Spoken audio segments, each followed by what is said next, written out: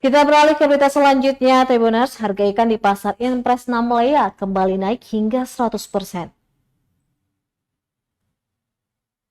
Hanya berselang 3 hari saja, harga ikan segar di pasar Impres Kota Namlea, Kabupaten Buru Maluku kembali naik.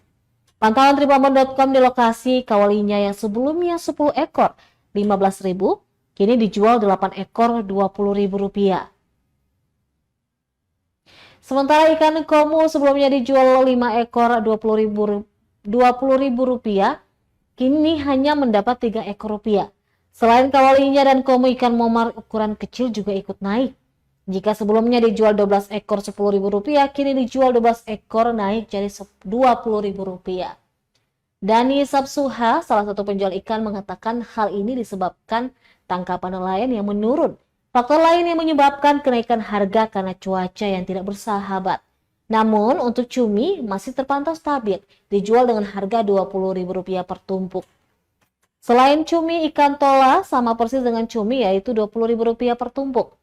Ditambahkan harga ikan akan turun jika hasil tangkapan nelayan dan cuaca kembali membaik.